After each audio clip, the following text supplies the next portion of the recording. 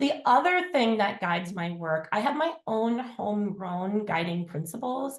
Again, things that I know to be true in terms of bringing people along and minimizing resistance and indifference, and just sort of appreciating the barriers to wanting to embrace inclusive leadership, and prioritize it a little bit more.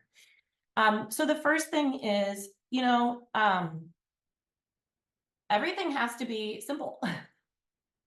For people who do not work in HR, they are not steeped in thinking about this stuff all day long. So words and concepts that are so intuitive to me, not so much to other people.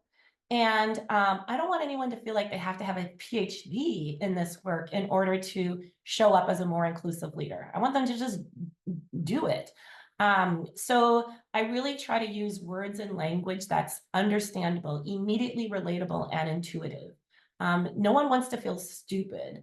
And so I think it's really worthwhile to take the time to think about simple ways to communicate even complex topics without watering down the impact. So that's one thing that really guides me. The other thing that guides me is stuff has to be short.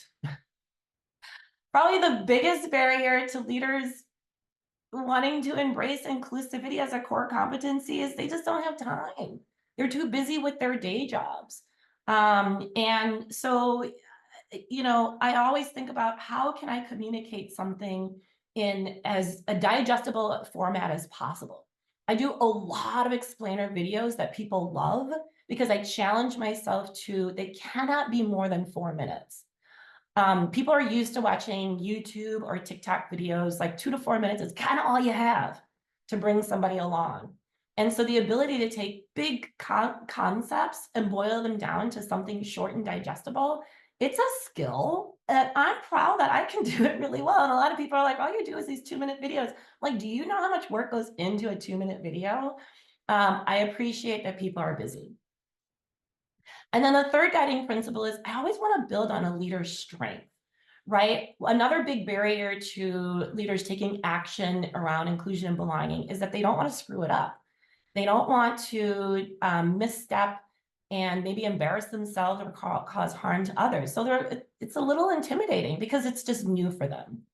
And so I always want to point out what someone is doing well, because most leaders, honestly, they are doing aspects of what it means to be an inclusive leader innately. And few people are like woeful in this area. And if they were like that bad, they're probably not leaders anyway.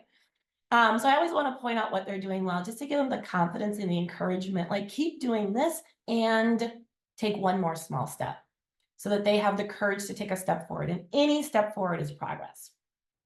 Okay, so that's a little bit about my own guiding principles.